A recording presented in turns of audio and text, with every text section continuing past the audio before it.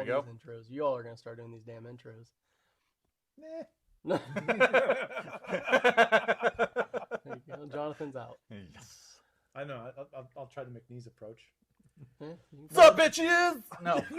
Jonathan, Ben, and Chris are Two Knives Crew, BladeShow, Texas, and the BRK Meltdown. What's up, crew fam? Got Chris, Jonathan. Ben. We're fresh back from BladeShow, Texas. Been about a week, a little over a week and a now. half, not quite. Really wish we were back in Fort Worth perusing the aisles and having fun, but next best thing, right? We get to sit down and talk about it and show some of the stuff that we got, talk about a bunch of the stuff that we saw. Reminisce already. Yeah. And know that we've got Atlanta in 2-ish months. Yeah. So we got something to look forward to. Those seem really close together all of a sudden. Yeah, maybe it's because we didn't go to Texas last year. And when Isaac got back from it, we were like, crap, we need to do that. Yeah, so exactly. That could be it. So, either way, fun. But had a great time, saw a lot of people, talked to a lot of people. We want to give a big thank you to Josh Boley and his buddy Tyler Hammond, who came down with him. Had a great time with those guys. Yeah, fun guys. Dude, they like slid right in the group. I don't know if that says more about them or us, but same kind of mindset, same kind of like humor, which helped a lot. Toddlers cool with guys. receding hair. Well, one with the receding hairline. So, but loved having them come down. It was a good time. They hung out with us a majority of the time. We lost them at the show a few times, which where was they cool. wandered around. I think that worked out really well. They got to do their thing. We shot some content. We still met up for some of the meals, and ironically, Tyler, who came down with him, was like not a knife guy. Like he was like, "What am I getting myself into?" And I think he walked out with the most knives. He might have. I think he did. I think he had 4. Yep. Yeah. One, bought a few. Yeah. I hope he didn't feel pressure to do it. I hope he just enjoyed the crap out of it. I believe we've converted another one to the dark side. So, Tyler, watching you get excited was awesome. Mission accomplished. One of the best parts. Yeah, truthfully, man. Had some great food too. So we'll talk about that as we very go. much ate like boys. So we did. That's okay. There was no green anywhere. We had Jonathan with us, so we have to accommodate for the kids menu. So, hey.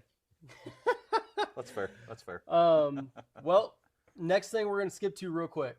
Guys, we are 2 subscribers away on YouTube from giving away this Civivi Baby Banter. We've had this thing for a while. This contest has been running for a little while. We're well in hand on the Instagram side. The Baby Banter is a great little knife, 14C28 steel.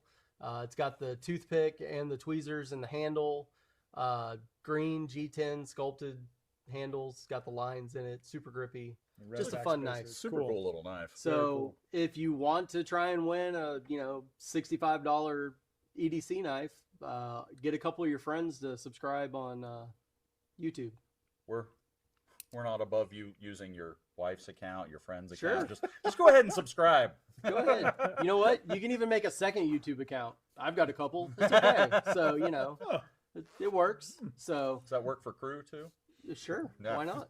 Yeah, no, crew, present company excluded from the giveaway. But yeah, guys, 2 more subscribers. That's all we need on that one. But that being said, like, subscribe, share all the videos, link all of our social media stuff to it. It's open to the public. You guys can do whatever you want with that. We hit the Instagram a while back, and we're still getting a few more. So thanks for that, guys. Appreciate it. Leave us comments. Tell us what you think we should hit, what we should do better, what we should do more of. Super appreciative everybody who's been tuning in, and super appreciative to all the new people we have tuning in. So excited about that. Heck yeah. I guess it's time to move on to some pocket checks. Sure. So Jonathan, you want to go first? Sure. All right. Let's see what you got. Little dude.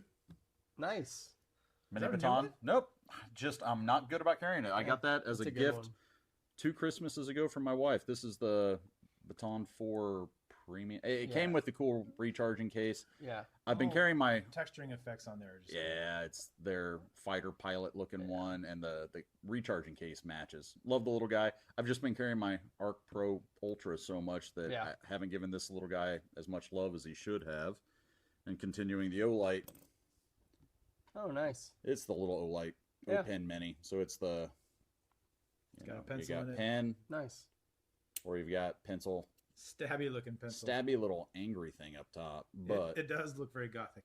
It a does. little, A but the little. replacements are easy and they Yeah. just screw in. So that's And that's I been love awesome. those. I love those like Everwrite pencils. They're great. And then I guess the last thing is something that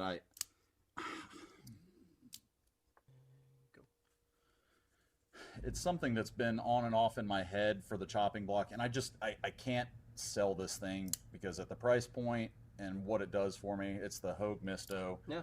One of their Element series. This is the fire one with the dark red rich light and the topo pattern. Really, they nailed this thing. It's also one of your few knives with a darkened blade.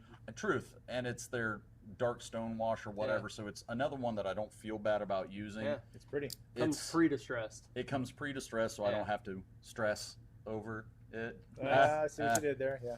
But realistically, as punny. Mm-hmm. It's very punny. a bug out competitor, you get Yeah. better quality on a lot of the blade steel and Absolutely. for half the price. I mean, you can find these on sale for $130, $140. I know.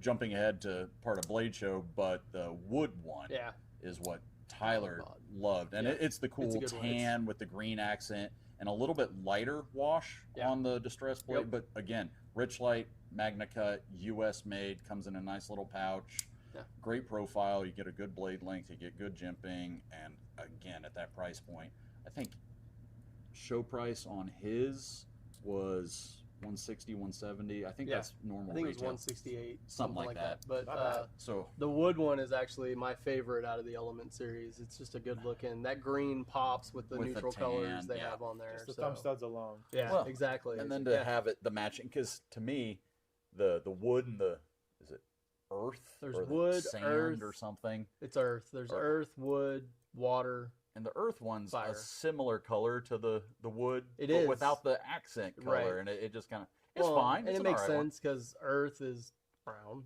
for the most part. Dirt. So They just dirt. didn't want to call Yeah, it they dirt. didn't want to call it dirt, which I think would have actually made it sell better. to me. Probably. I think so. So, Yeah, Of course, they were in Texas, so it would Hogue, have you been can more listen red. to us if you want to or not. take but, all the yeah. marketing advice. Cool thing is, and I'm jumping ahead, but when we were there, we got to meet the guy that designed Yeah. the Misto, Yeah. which was super cool. And he had a new knife that they were showing too Yep. that was really cool. and the last one that name his of it- dad had Yeah. designed. So Yeah. Super cool. super neat to see. But yeah, that's perks of Blade Show. You yeah, meet get a the little people. backstory and a little history to go with it. And even on a big company like Hogue, Yeah. it doesn't have to be a tiny maker, tiny manufacturer. A big name like Hogue, and Yeah. we were able to meet the guy that designed the Misto. Exactly. Kinda Awesome. cool. It was So- very cool. Yeah, that's That all I it? got on me All right. currently. Ben, Here we go. We'll see what we got. Oh, favorite of mine. Thank you again, Jonathan, for the lanyard. While I was out, I tried not to use this awesome lanyard while I'm out and about in nasty places. So I was out there shopping for lights and picked up another one. Didn't realize I was imitating Yeah. on the O-Pen. It's a good little guy. It is not bad. Very light. Yeah, it and doesn't weigh skeletonized. anything. I think it's aluminum. Yes. Very nice. imitation's the strongest form of flattery. so, Indeed. Sure. Rocking the arcade for today. Nice. All right. Flightanium arcade with I the like that. Demco lock. Just the color alone, the slimness of it. Yeah. It's Yeah. fun. Hey, you've been using it. Yes, sir. It's like you guys use your knives or something. Yeah, you A little know. bit. A little bit. You that know. thing's light and the action's fun. Mm-hmm. Well, and, I've always had trouble with this one for some reason. But Yeah, it's all right. it's the same. It's out. Out and up. We'll get into that here in a little bit. That we're novices. We were given the cheat we're, code. we're novices to the Demco world as far as I own an actual Demco. You've got this that's got the shark lock. And I don't have anything with a shark lock. And apparently we've been being idiots with it. So yeah, we figured that out. So Makes can't really life complain easier. about that. But yeah, Good carry. awesome, good carry. What you got? I'm pretty simple today, actually. I got my, my headphones that I always carry. Mm-hmm. So, I also may have done a thing whenever I went in to see Isaac the other day, Oh. and I've always worn an Apple Watch, and I kind of did something a little different. Oh my! Look at that. And in the used case, He had a Casio G-Shock, and this is the solar-powered. All the bells and whistles. It's got all the bells and whistles. It's got the atomic clock, solar-powered. It's got all the digital readouts. It's got the Luminox style hands, so in the dark, got the metal glow. buttons. Like my old G-Shock is still the chunky plastic or rubber buttons. covered. Yeah, and I mean this is well over $200 G-Shock, and it was way less than half that. So pretty pumped to go in there just at the right time. I was dropping off some other stuff while I was there, and I decided like I've looked at these a few times, and I've always been like, it's just a little too much. And it fits your personality, it fits your style, and that only thing that could have made it better is if it had a splash of orange on it. Yeah, maybe. But at that price point, dude, how do you argue? And I mean, for black, like new used G-Shock for like the TV show, Orange is the New Black, so orange goes with black. So I thought he was saying chunky, cheap. Oh, geesh. Yes, go ahead and just assume the worst of me. I was going to agree with you. Wow. So in the knife realm of things, also did something new. Oh. Something a little different. I'll let you guys play with that. Oh my! So this is the Orbital Knives Fornax, which let's talk about naming a little bit. I get it. It's like it's something that sticks in your head, but it sticks in my head for the wrong reason. But that's. I'd like to think not every knife nerd out there is a juvenile delinquent like we us, are, but absolutely. Sorry. I do want to show something. The reason why this one interests me so much, and you can open it and put them side by side. Yeah. But it's got very similar blade shape and design. Obviously smaller than the Avalon. But look at the profile. But the profile's so similar. I told Jonathan the other day that I kind of thought the Fornax kind of looks like a TR5 from ProTech. TR5 and the Avalon a little bit. Kind of had a kid. But I mean the blades. But all titanium, S45 VN steel. And it's like ergonomic as all get out. Yeah. Cool little inlays in it. And awesome. And I'm telling you right now, like you go to flick that open. Yeah, it's great. And it's like it's almost feels assisted. And it's not. It's not, and it's got. And you can't argue with the price point on it. No. So for what it is, it does kind of amaze me. Kind of amazes me on how similar these blades are. Yeah, yeah. I mean, exactly. Grinds real similar. Profiles there. Yeah, cool knife. Very. Nice carry, man. Yeah, very cool. So congrats. And you said titanium S45. Yep. Kaiser is Kaiser the OEM. It's a Paul Munko design. We met Paul at Atlanta Blade Show. He's the guy that does all the like cool artwork on all the other different blades. He's got like a Demco and a Benchmade and several others. Well, and this guy we met standing in line. We met Eddie standing in line at Atlanta. Might have been when Ben was napping on the stairs a little bit, but he was right in front of us to get in. Taking a trauma nap. But but one of my favorite parts of this is how on the handle it like swoops down and goes into the blade. Yeah. So with my hand size, it's like perfect. So kind of interesting. And hopefully we might have a few other things coming from him. So might be kind of cool. Check out TBA. Yeah. Can we get another short shot or a close shot of this guy? I mean, just check that thing out. The vents are cool. Again, the profile. I know we just put this away, but profile compared to the Avalon is real crazy similar on that blade shape. Yeah, gorgeous. It's super cool. Titanium, a little bit of milling on the pockets inside. Also, yeah, there's a spacer inside, and they did like the groove, so it stays centered. Very cool. I think I can catch it there. I'm a sucker for that when it's closed and you can. Yeah, you can go maybe from the butt in showing there, like tip up. There you go. You can see. There you go. So lots of attention to detail for sure. Yeah. So sweet. Unless Jonathan's trying to open it. Yeah, unless it's me. So great centering, great action, good acoustics. Yeah. Nice pickup, man. I think it's pretty cool. Heck yeah. So the only thing I will say is I feel like it's screaming for a front flipper. Yeah, or even just a real like small like back flipper. Back flipper, or if there was a way to continue that jimping just enough. Yeah. And keep the blade just a smidge more on that blade. Yeah. What do I know? That being said, Those are pretty minor. Do you It's care to just share the price point on it? $199 for titanium, good steel. Yeah, that's cool. That's great. Yeah. And decent packaging. You said it came Oh with yeah, a leather it came sheath with and a stuff? leather sheath. It's running around here somewhere. But I mean, the packaging itself, I mean, good magnetic flip top box. Oh. Okay, the sheath came with a sheath. Microfiber cloth. You know, kind of your usual stuff, and some extra hardware if you need it. Huh, that's a nice Pre-Loctited on something. That's fantastic. So, you know, I run, that's kind of a double-edged sword for me, I think, sometimes whenever they throw in extra hardware, because I'm like, is there a problem? I get that, but it's nice. You know, you don't have to track down right threads, right, you know, is matching, it a T6, is it a T8, is it, you know. Well, and matching finish on them, too, is cool. Yeah, it's a nice touch. I'm a sucker for extras and cool packaging, so that's well done. Legit. So, Heck yeah. Yeah. That was pretty good. So I'm getting stuck on the ergos and how easy it is to pinch and have fun with it. I like this. Yeah. Yeah. It's the right size. Nice. Cool. Yeah. Kind of cool. So, moving on to the next thing. This is a big one, guys. So we're gonna jump into a bit of a news segment. And I know if you're in the knife world at all, it's been like the hot button topic for the last week or so. In fact, beat already. The initial word of this came out, and we started talking about it. It was during BladeShow. So as of weren't we standing in line? Yeah, March 20th. Bark River Knives. Let's dive into this a little bit. We pulled this, what you're seeing on the screen right now. It's from Skill Set magazine. This was kind of one of the initial articles that I read that was pretty in-depth and interesting, talking about what was going on with them, and it's got the whole Bark River Knives statement that they gave, which from Michael Stewart, who owner, former owner. The business has since closed down as of March 20th. And that posting, wasn't that last Monday?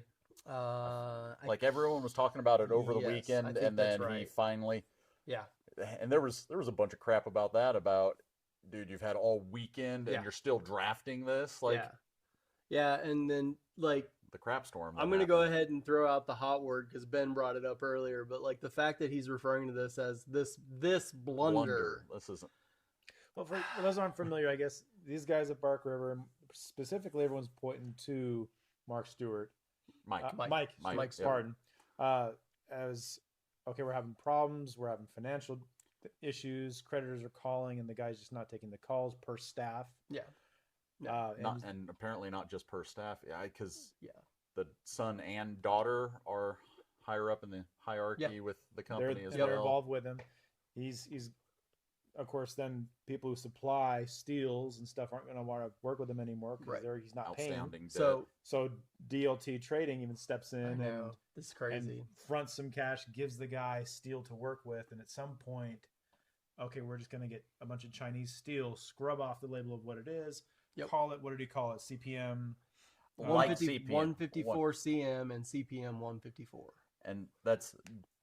DLT had nothing to do with that. DLT offered to front the cash and keep it going because they had been they're one of the biggest distributors of Bark River Knives, and I feel sorry for his team over at DLT because I'm sure they're dealing with backlash and craziness, and all they did was stock a product that they believed in and thought that what they were getting was a truthful product. Well, and they were giving him all the tools to actually deliver. Yeah, trying to. It's now known because there are actual lawsuits that have been filed. There was a whistleblower like 20 years ago. 350,000 to one steel company. There's like another undisclosed amount from another. Essentially, what it came down to is that he couldn't get a line of credit with any steel manufacturer in the U.S. Sounds like he burned every flipping bridge. And then on top of that, DLT does step in, and they're like, "Hey, we're going to throw you a life preserver because we like your stuff. We want to do this." It's just asinine. And then you start digging deeper into this whole thing, and things get real interesting on some of this other stuff.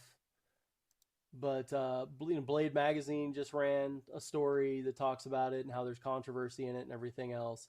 This story that we looked up from Skill Set though talked even about, yes, there was another incident in 2006 So, but nothing ever came of it. Nothing ever really came of it. Nothing really, happened. And then there's other things that you start digging into. Apparently, the son had gone to him a couple times and been like, "Hey, let's find a different avenue." And he was like, "This is what we're doing." And I mean, kind of seems like, as someone who owns a business that his dad formerly owned, I do take his advice and what he says should happen pretty heavily. But you've also, at the merits of like breaching your morals and what you think is right or what you know is right to do, it's a real. I feel for the kids. Yeah. That are involved, because this has been their whole life and they have passion for it, and you can tell that. And there's talk that the son wants to. Well, they've both decided that they're gonna do their own knife company, and I was just like, man, how do you get out of that? You want to talk about a mountain of a shadow to get out of? A big hill to climb for regaining credibility, and you want to give them every bit of faith that you can, but if they've been there with this, even if they've done everything absolutely perfect, with your last name being the same, and you're tied to him. I mean, and they've got some cool designs. Like we've looked at that, and I know personally when I saw some sales going on DLT, I get their newsletter, so I'd browse through some really cool designs, some gorgeous handle choices. Like I get it, and I get why there's been such a following, but you start digging into this, and apparently he has not been the most ethical. Yes, in the past, and he never. Customer service doesn't seem to be high on his priority whenever he personally is dealing with backlash from the public. Well, I mean, it seems like there's kind of a standard there that if it's something negative, he just doesn't deal with it. Doesn't deal with it, or creditors calling saying, we need this, we need this, we need this, and he's like, I'm just not going to take their calls. No. Now we switch gears a little bit even more, and we go to talk about like he's obviously got employees working in his factory, and like I'm guessing somebody said something finally, but everybody kind of started bagging on the employees, and I'm like, I get it, it's tough times, you're making a paycheck, but you dig into that even a little bit.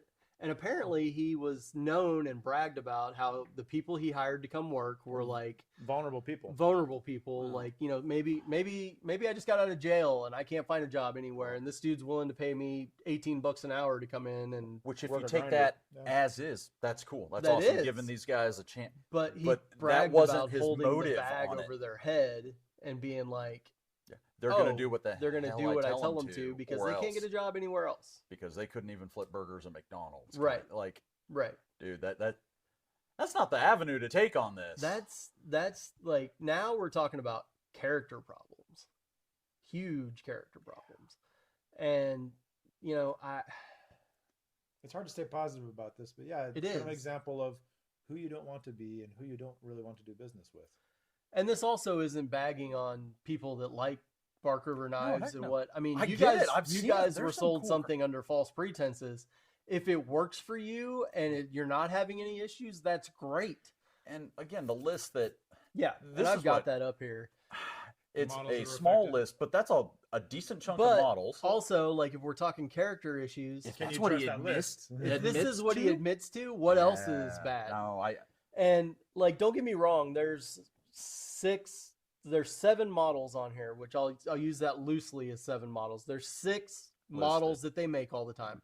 The one that pisses me off the most is that from 2019 to current, the Bark River Knives Collector Association knives were used with the cheap steel. So like, your diehard fans that want this collector's piece, that are like, we love. It's like whenever we go after a ProTech enthusiast drop, or we go after a Chavez, Facebook group drop. Yeah. So like, it's the guys normally, and dang near 7 years of that. And it's the guys normally who are like, yeah, I ride or die with this company. I ride or die with this. And you did it to them. Chinesium steel. You did it to them. Yeah. That's crazy. Even if there's not a huge difference of performance, why lie to someone you're... Well, and then, according to the FTC, we could still... no. Yeah. So, no. That is one of the other things that was stated several times in stuff I read, was that...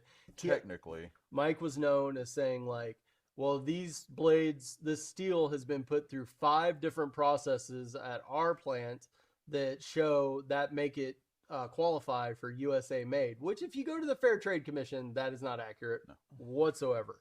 It's, we covered this in whenever we talked about all the fake knives, like the counterfeits. Yep. It's got to be all or virtually all made in the United States.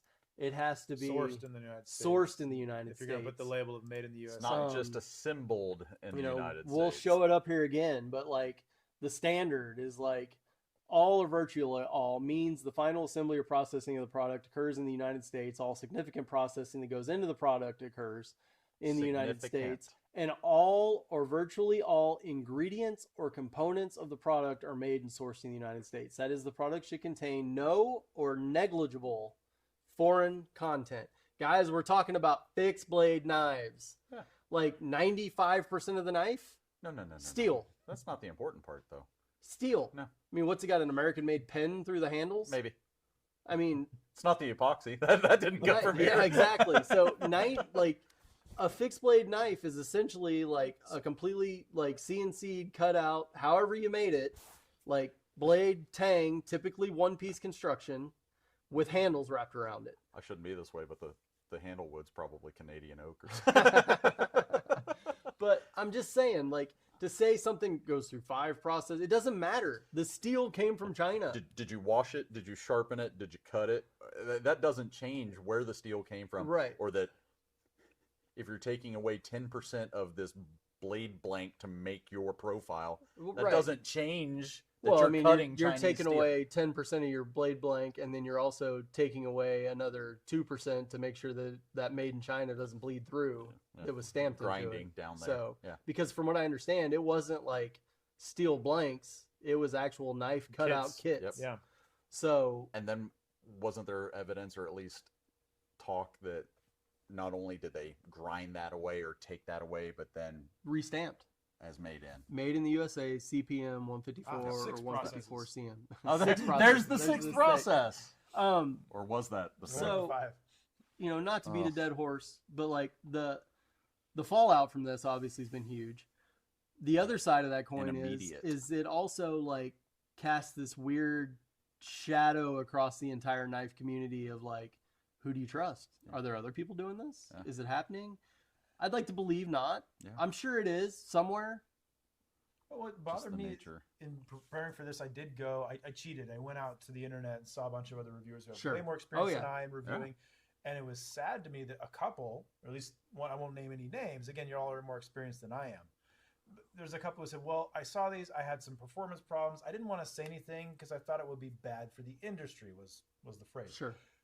I don't know any industry that benefits from when you see something if you don't say something. Every industry gets better with critiques and improvements. And that's not to say that anyone critiquing a knife or any product isn't inherently trying to make it better. If I point out a flaw in something I really like, I would just want a better product. I'm not trying to badmouth anybody. Yeah.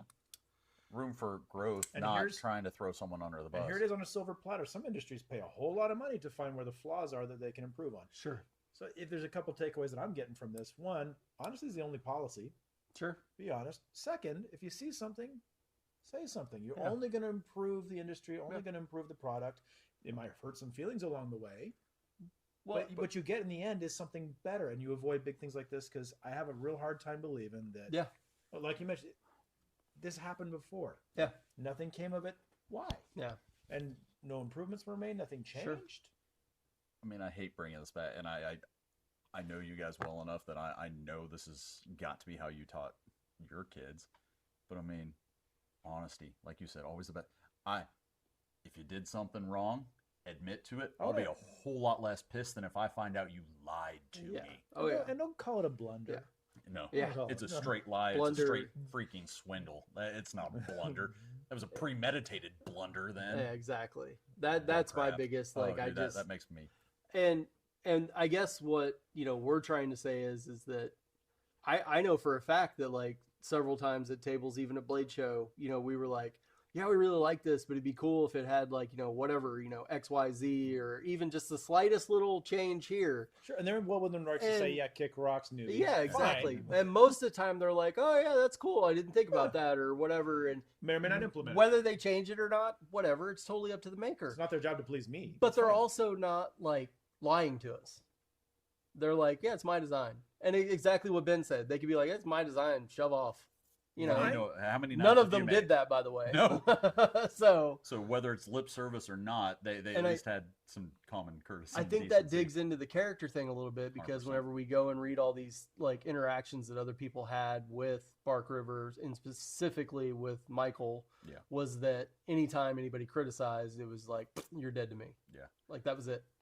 Like, and let's be real, like we're all imperfect, right? So we're all trying to just figure things out and do things. It's real hard to improve without receiving any feedback or any input at all. Exactly. So I guess long story longer. But the takeaway from this for me is like, just like Ben said, if you get something and maybe you think it's questionable, check it out. Like do your due diligence to figure out, like, is this legit? I mean, we know people, and if you're in the knife community, you probably know somebody who has like a Rockwell tester or has like some more knowledge than that. Just seek them out, see what it takes, go to your local knife shop, show them, talk to them. If you've got a 154 CM blade or something like that, and you're like cutting a piece of leather and it chips, there might be something wrong. Yep. And it's a small world in the industry. Yeah. People want to hear the stuff. We like hearing this stuff. Yeah. So check it out. Go do your due diligence, verify. Yeah. And then, I mean, push come to shove, talk to the company. The response you get back is probably pretty telling on where their headspace is. Because most of them are pretty, getting it from a honest, reputable retailer like DLT. Yeah, exactly. But also shows why it's kind of a nice thing to buy local. Oh yeah, absolutely. I hate, it's easier for someone large online retailer to absorb this, but even I've got a bad feeling for DLT. I can't even imagine how much inventory they're setting on. Absorb. And I saw they still do have stuff for sale and everything. I think they took down the models that were in question. Okay. But yeah, they, I mean, and I've seen plenty of people on Facebook defending Bark River and saying like, it's our favorite. We're going to keep buying them. We're going to keep trading them. We're going to keep doing all that, which is great. Props to you. There's nothing wrong with that. They've made tens of thousands of knives since they came inception. Yep. There's a whole bunch of them that are perfectly fine. Yeah. A whole bunch. And again, some of their designs are freaking cool. They've got some gorgeous colors, some really cool profiles, and seems like a size to fit dang near everything. And I'm guessing, having never handled one of the ones that is not legitimate steel, but I'm still guessing that it feels and looks like a great knife. Yep. Probably. So, which is why they were able to get away with it for as long as they did. Yeah, exactly. So we might have to throw out one more prop to DLT too. I guess guys over there were okay. We're going to have our Bark Rivers tested by, from this article, Niagara Specialty. Props to them. Yeah. It seems like they're trying to willing to. What do you say? Offer a refund for the price difference in steels. Yeah. DLT. Yeah. Dude. That's above and beyond. It's not their fault. Nope. But they were dealing in good faith, so they're trying to deal in good faith with their and customers. Funny enough that, DLT, I can't remember his name. Thorne.